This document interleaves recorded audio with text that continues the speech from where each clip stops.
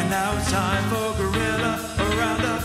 They'll let you know what happened overnight when things transpire you whilst you sleep. Right there in the loop you keep. Welcome once again to the Guerilla Roundup for the first day of the fifth Ashes Test from the Oval. And once again, we're joined from his idyllic tropical island by the Bear himself. Welcome, Bear. Why, thanks, Messi. Hello to you all. Oh, yeah, I've nipped from the studio over to my idyllic island. I've got like a transporting machine. Yeah, it's handy to have one of those bloody It is. Stargates, isn't it? Yeah. You know, it's always good. Okay, well, brief summary of today. First up, Australia won the toss and chose to field on a heavily overcast day all day. And they brought in Murphy at the expense of Cameron Green. England, actually, is that an unchanged England team? I think it is, isn't it? It was an unchanged England team, yeah. So the England batting, England were all out for 283. Crawley made 22, Duckett 41, Moeen 35, Joe Root 5, Brooke made an excellent 85, Stokes 3, Bairstow 4, Chris Wokes 36, Mark Wood 28, Stuart Broad 7, and Jimmy Anderson, believe it or not out naught. So they're all out for 283 off 54.4 overs. That's 5.17 runs per over. The bowling, Mitchell Starc took 4 for 82, Hazelwood 2 for 54, Cummings, who was the best of the bowlers by miles, I think, only took 1 for 66, Mitchell Marsh 1 for 43, and Murphy bowled just 6 overs and took 2 for 22. So Australia batting from about half an hour after tea, faced 25 overs and ended the day at 61 for 1. Warner was out for 24, and at stumps, Khawaja is 26 not out, Labuschagne is 2 not out, 61 for 1, so they still trail by 222 runs. The weather for tomorrow is set to be fine but cloudy throughout the day, but it's English weather, so who knows. Broad, Anderson and Wood all bowled without success. Chris Wokes took the 1 wicket to fall. He took 1 for 8 from 5 overs. So that's where we stand at the moment. Bear, your feelings about today? It was a bit of an odd day, really. I think England wanted to bowl, didn't they? If they had won the toss, the conditions looked right for bowling. I mean, the one thing you have to say about England's, Australia's bowling attack looks so much more potent than England's. And this is the third test in a row we've had the same attack. Well, no, we haven't actually. We had already, didn't we? He got injured, and then Jimmy's played 2 tests. But England's bowlers just look, compared to Australia's, there's no pace. There's not a massive amount of vim. You know, Woody in his third test is still quick, but he's not, that 95-mile-an-hour bowler we saw in that first innings at Headingley. No. And Australia created chances. I mean, let's face it, Australia dropped 5 chances today. They could have quite easily bowled out England for 150 for none. Getting stuffed in, I guess 283, you say, wouldn't be bad. But there are times when you thought England are going to get 400 here. I mean, the start from Duckett and Crawley looked really good, and then they both got out in very quick succession. Moeen was very steady.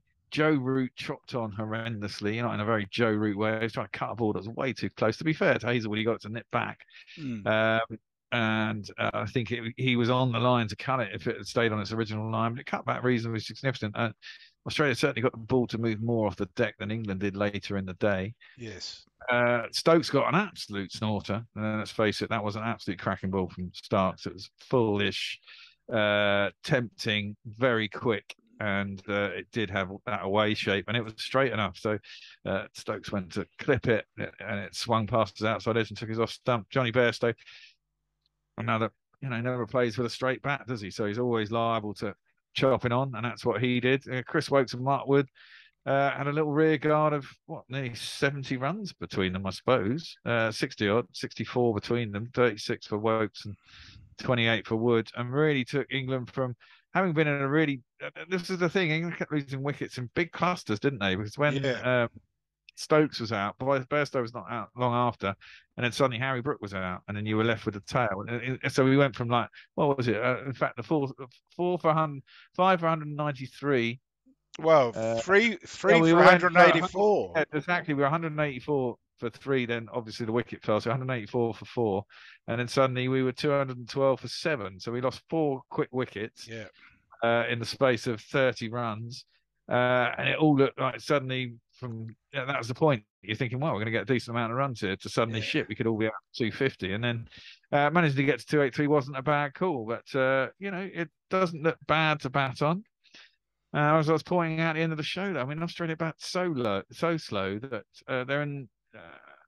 Remember the shout of being close to England score when a new ball comes. So if England can get themselves, if the worst comes to worst, they get maybe 5 or 6 down and they get to parity, and then there's a new ball, they might be able to keep them to a lead of maybe 50 or 60. I mean, it might still, tomorrow might be a whole different day, and suddenly a whole clap of wickets happens, and England might get a lead. I mean, 283 isn't the worst, but you just thought 350, 400 is what Australia will certainly be aiming for, and then England will have to bat well in the second innings, or this whole moral ashes will become a moot point, because Australia will win 3-1. I'd suggest it's moot no matter what. One of the things I did notice about Australia today is I think they bowled far more intelligently than they have in the last 2 Test matches. They made use of what was in the wicket. They were a bit down leg side early on, but 5 of the wickets today were bowled, albeit the root one was a chop on. Well, there were 2 chopped on, weren't there? Oh, 2, yes. But they were bowling at the stumps this time, and there was no short ball rubbish. They were actually taking what there was in the wicket and using it really well. And I think you're right. That pace, particularly from Stark and Cummings, was hugely impressive in the way they bowled together. But the contrast with England was, the thing I haven't mentioned, of course, is that Moeen Ali was injured, completing a run during his innings, hurt his groin. Innocuous as well, wasn't it? It was like a full groin. It wasn't even sprinting to get the single. He just kind of tumbling through. After that, he just stayed and hit a couple of sixes, but got out fairly soon after, bowled by Murphy. Quite intelligently bowled by Murphy, I thought. But he probably won't take any further part in the game, which certainly creates a big hole for England. I presume he'll bat. Maybe. But either way, my sense was that England came out to the field very flat. There was no sense of vim in their bowling. Broad and Anderson bowled competently, but not threateningly.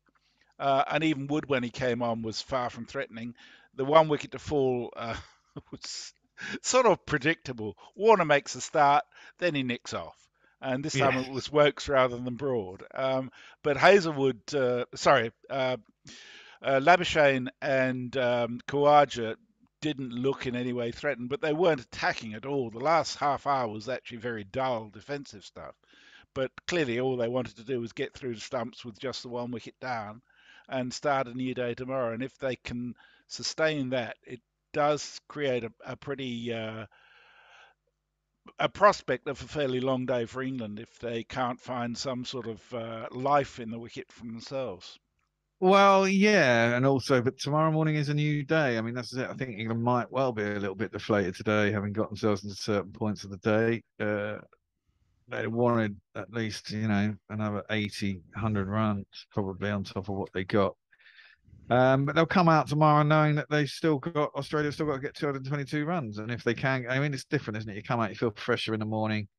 You come out, new day, you get out there, you get an early wicket in the morning, suddenly things can perk up. I mean, one thing you got to say about Australia, as much as Khawaja hasn't fallen off a cliff, but he's certainly gone down as soon as the Test series has gone on. And Warner hasn't got any big runs. But the one thing have tended to do is eat up 15 overs at the start of an innings, even though they've got pretty much nowhere. Take the shine off, when England have played well in England, you kind of expect a couple of early wickets with Jimmy and Broad. And they've generally blunted that throughout the series, to be fair. England have fought that well from it at times. And so, they did it again today, and I think it does dispirit the top order. But that's the great thing about having a break overnight. You come back, you start again. You've got rid of one of them, and you think Labuschagne, if you can get him early, or Kawaja has been a rock throughout the series, even though sometimes he hasn't scored when he runs, is eating up time. And so get through that, get through one of these, get through the next, you get Piggy out, and then have a look from there. If you can get England just need a couple of early wickets tomorrow, and I think the juices will start flowing, and the game will be back on. Yeah. The English batter worth mentioning a bit more is Harry Brook. I thought he played a fantastic innings for his 85. He was only in for 91 deliveries, and he hit 11 fours and 2 sixes. That was really quite exciting batting to watch, wasn't it?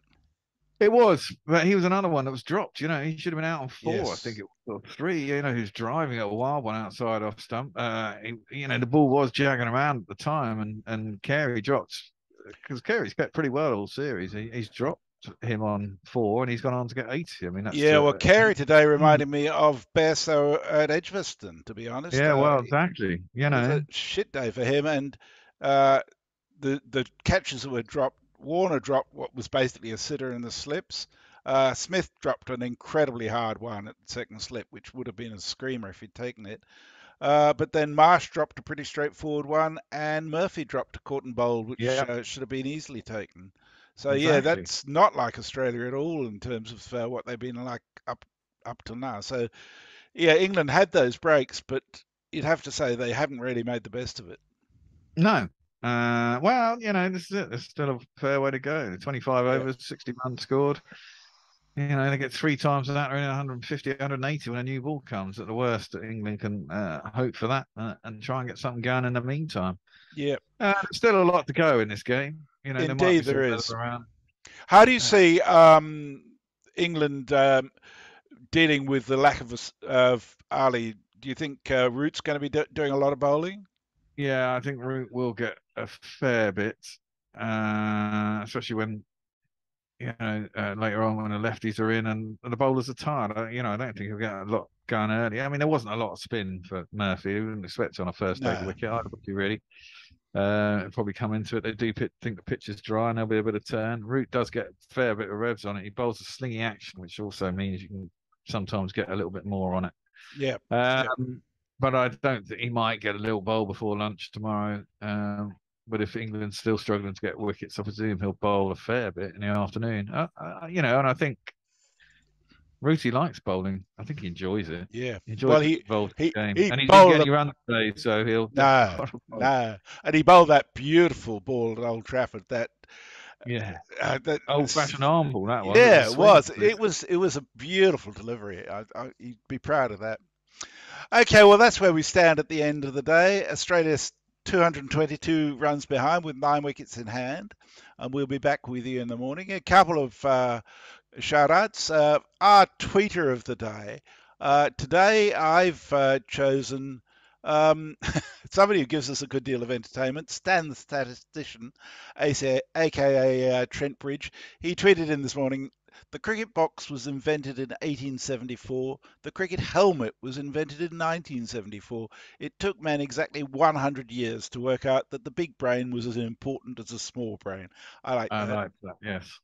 And there's absolutely no doubt that our Guerilla of the day, certainly for Australians, was Shelley. Shelley has commentated through Zoom with us before, but for the first time today, she came into Guerilla Towers to commentate in the studio.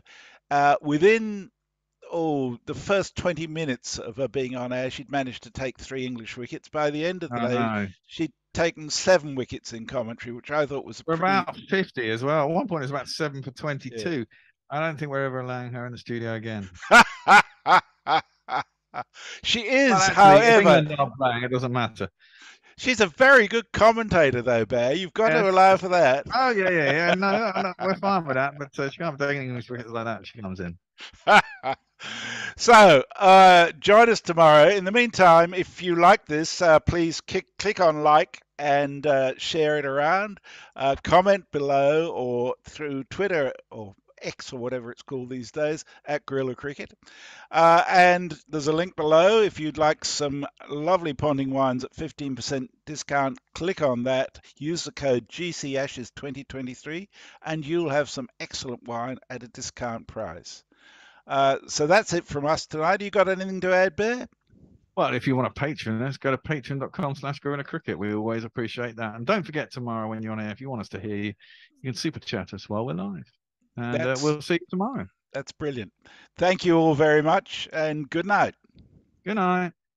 And now it's time for Guerilla Roundup. They'll let you know what happened overnight.